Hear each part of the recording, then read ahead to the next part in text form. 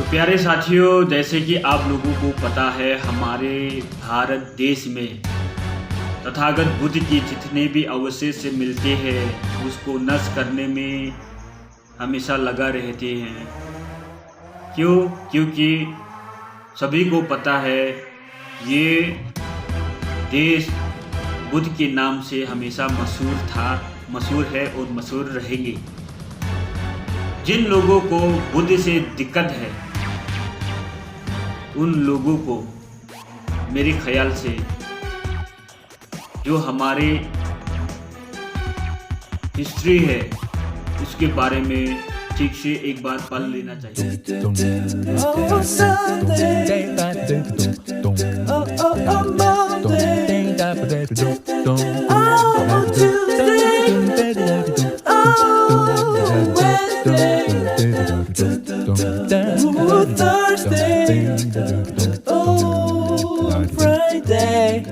Saturday.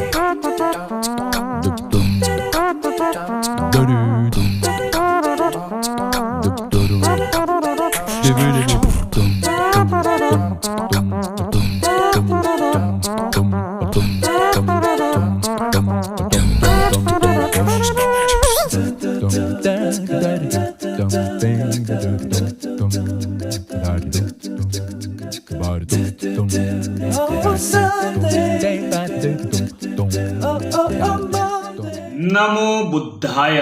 प्यारे साथियों, आज का हमारा टॉपिक रहेगा कंगनहाली का उत्खनन कार्य।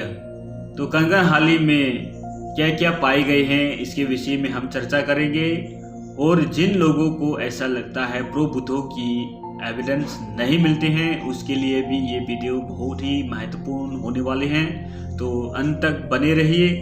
तो प्यारे साथियों, आरंभ करने से पहले मैं आप लोगों को लीगल डिस्क्लेमर दिखा देता हूँ। ये रहा लीगल डिस्क्लेमर। अब हम आगे बढ़ते हैं।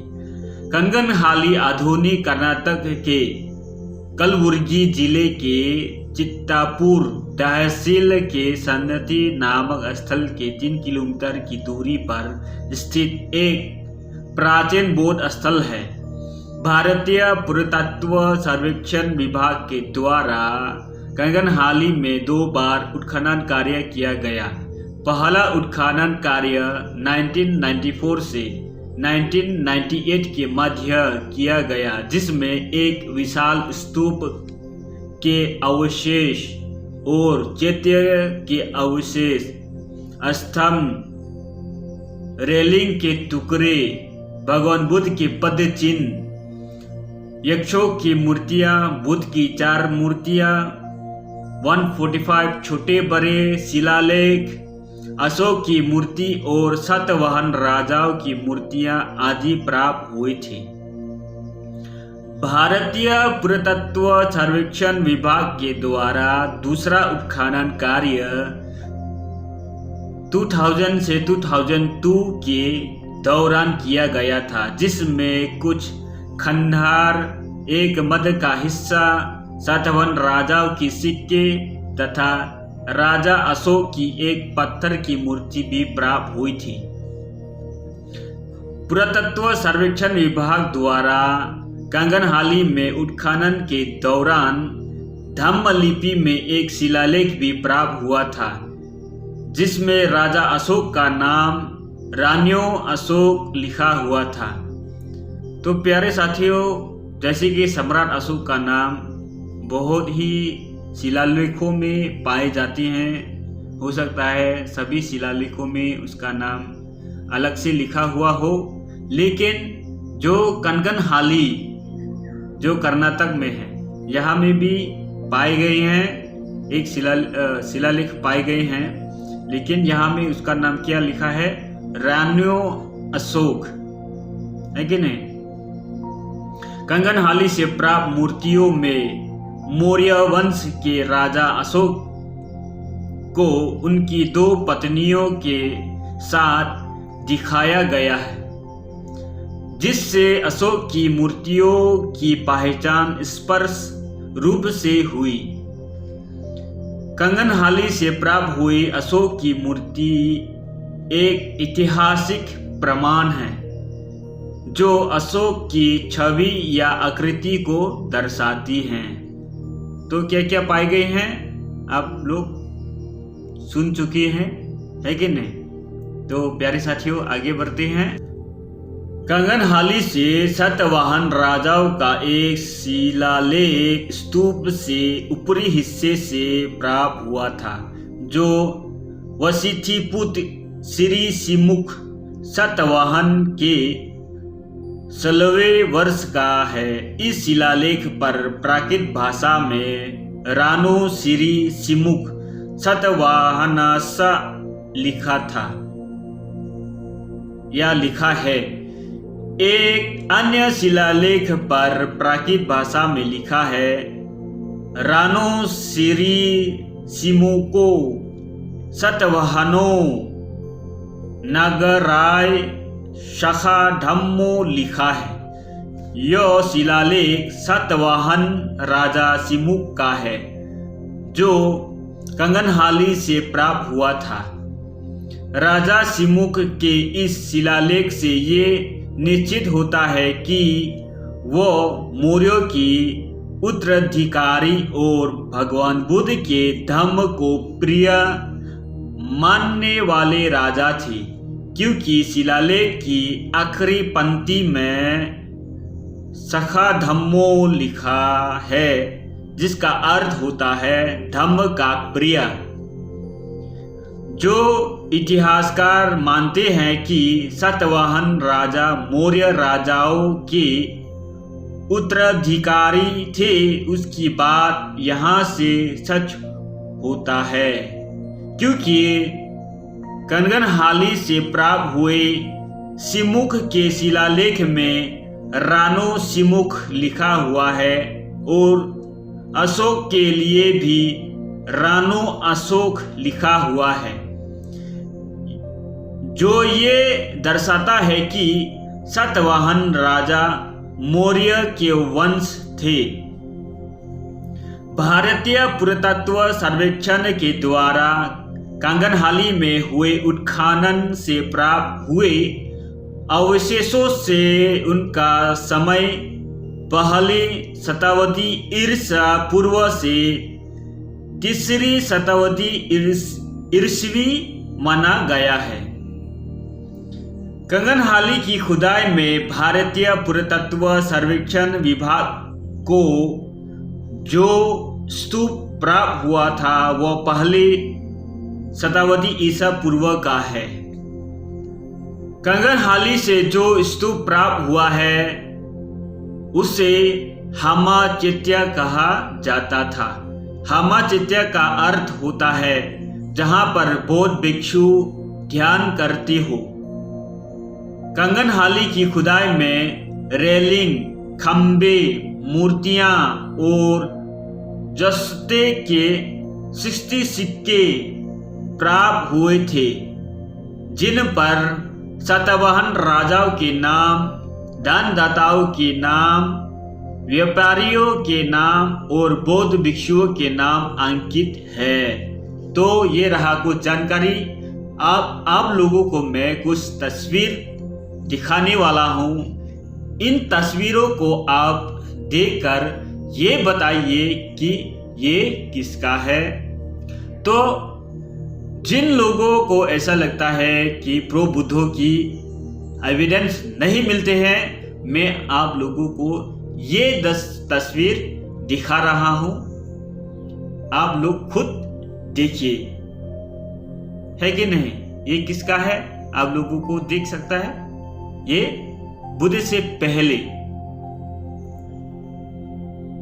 तो प्यारे साथियों, जैसे कि आप लोगों को पता है, हमारे भारत देश में तथागत बुद्ध के जितने भी अवशेष मिलते हैं उसको नष्ट करने में हमेशा लगा रहते हैं। क्यों? क्योंकि सभी को पता है ये देश बुद्ध के नाम से हमेशा मशहूर था, मशहूर है और मशहूर रहेंगे। जिन लोगों को बुद्ध से दिक्कत है उन लोगों को मेरे ख्याल से जो हमारे हिस्ट्री है इसके बारे में ठीक से एक बार पढ़ लेना चाहिए।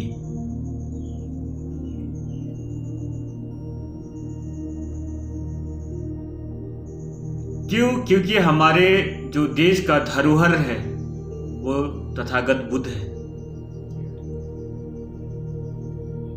विश्व गुरु किसको कहते हैं? तथागत बुद्ध को कहते हैं। लाइट ऑफ एशिया किसको कहते हैं? तथागत बुद्ध को कहते हैं। जो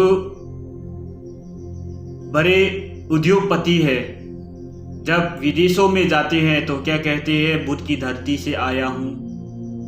लेकिन हमारे यहाँ जो चिंटू पिंटू जो लोग हैं, जो तथागत बुद्ध से नफरत करते हैं, वो लोग क्या हमेशा भ्रम फैलाते रहते हैं, झूठ मूठ का, और हमेशा भगवान बुद्ध के बारे में नेगेटिव प्रचार करते रहते हैं। जितने भी बुद्ध के अवशेष मिलते हैं उसको तोड़ने में लगे हुए हैं। अब भाई, अगर तुमको बुद्ध से इतने ही नफरत है तो तथागत बुद्ध को नव अवतार क्यों बनाया? किस लिए बनाया?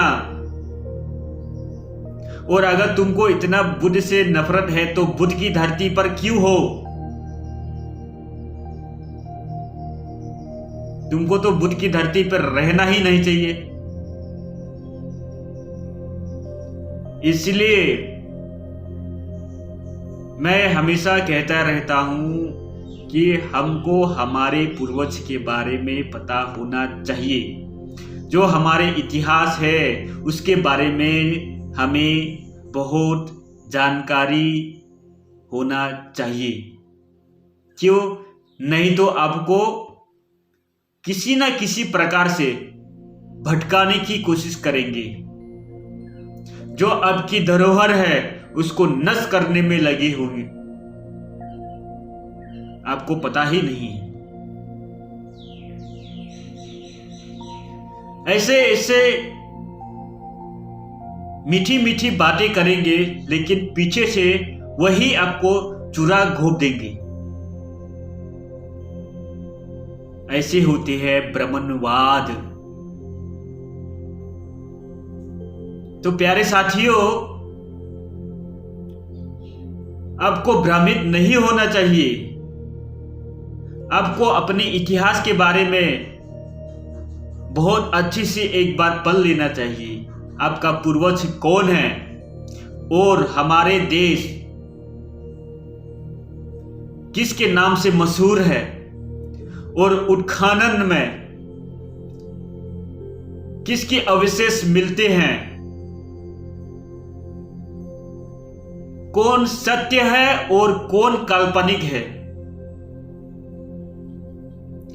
आपको कौन सही मार्ग दिखा रहे हैं और आपको कौन भटकाने की कोशिश कर रहे हैं, आपको कौन साइंटिफिक वे पे ले जाने की काम कर रहा है और कौन आपको अंधकार में धकेलने की कोशिश कर रहा है।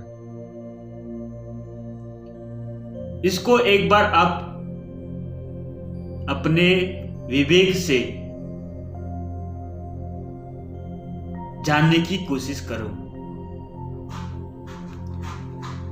ऐसा नहीं होना चाहिए कि 100 आदमी ने आपको कह दिया इसलिए वही सही है। इसलिए भगवान बुद्ध कहता था। इसलिए 3 चीज हमेशा याद रहना चाहिए। जब तक अपने आंखों से नहीं देखता है, जब तक अपने कानों से नहीं सुनता है, और जब तक हमारी माइंड ये नहीं कहता है कि हाँ ये सत्य है और ये सही है, तब तक हमें किसी भी बात पर भरोसा नहीं करना चाहिए। ये बहुत महत्वपूर्ण है। तो प्यारे साथियों, क्या आपको ऐसा नहीं लगता है कि आपको किसी ने मकर जाल में फंसाने की कोशिश कर रहा है? अगर फंस जाओगे तो कभी निकल नहीं पाओगे। भगवान बुद्ध के नाम पर ऐसे एक जहरीला बीज बोने की कोशिश कर रहा है ताकि बुद्ध को हमेशा के लिए इस धरती से खत्म कर सके। जो बुद्ध की विचार है उसको खत्म कर सके।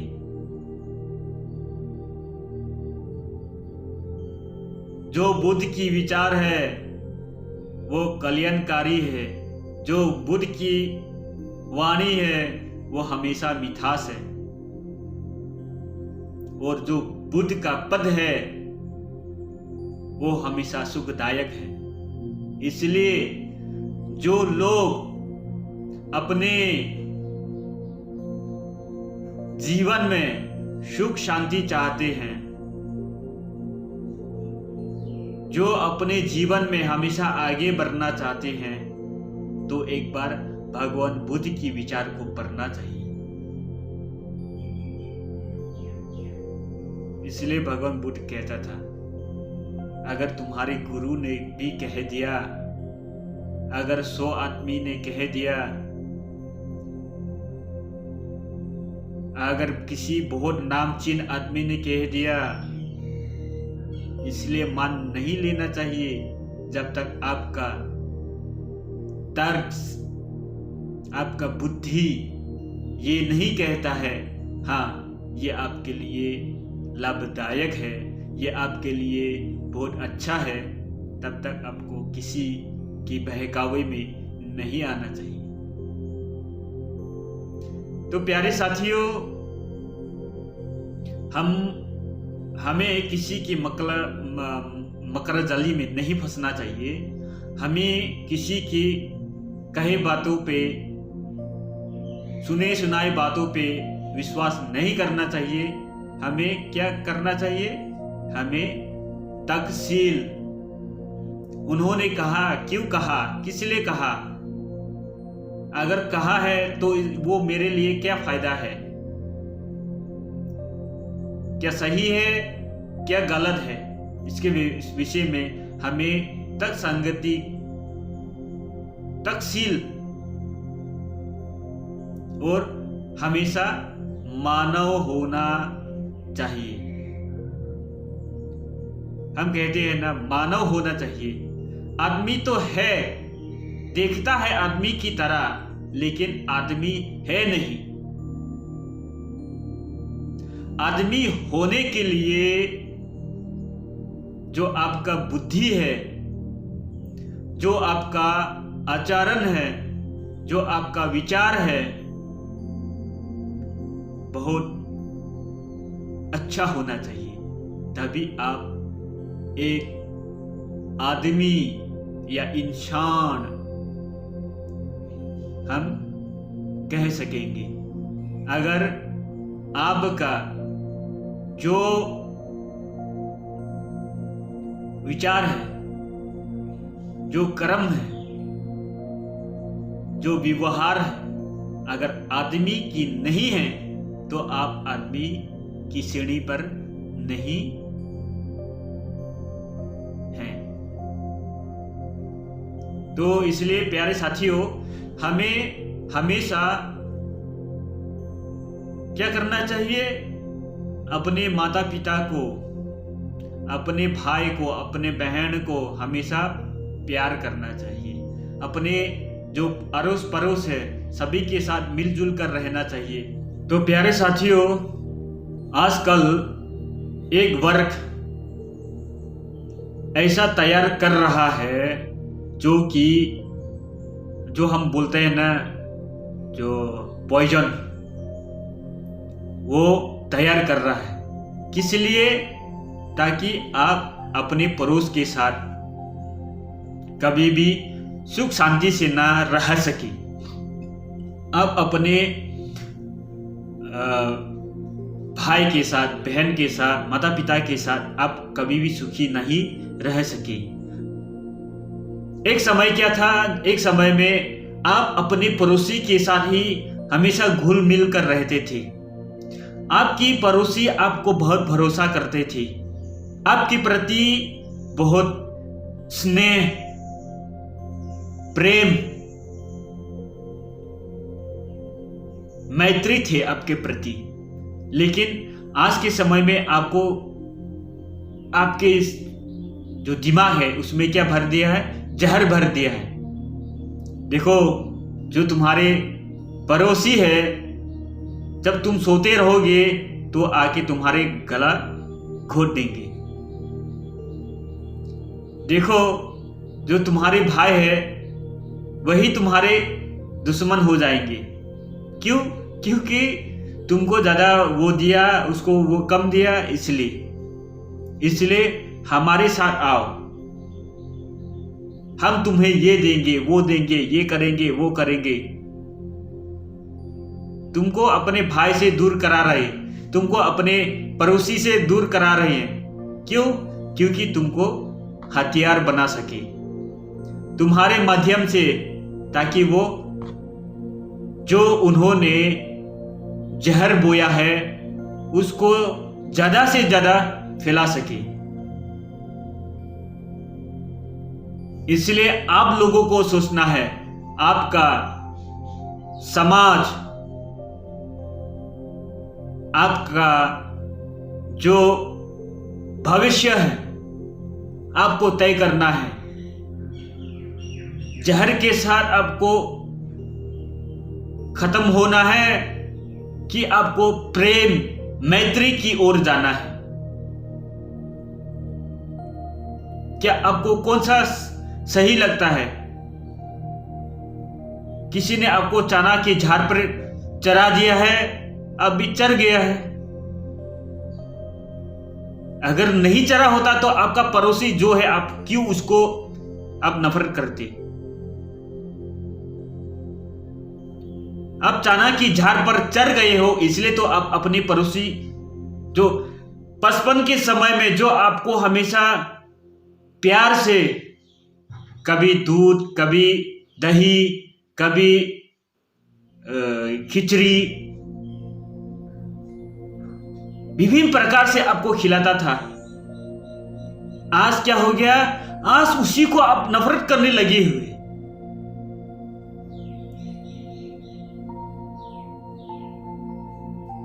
जो पड़ोस है उसको भरोसा नहीं करके जो दूर में बैठा है, जो आपके लिए जो हानिकारक है, आपके लिए जो नफरत का बीज बो रहा है, आपके लिए जो जहर उत्पन्न कर रहा है, उसको आप सही मानते हैं। लेकिन आपकी पड़ोसी को आप क्या मानते हैं?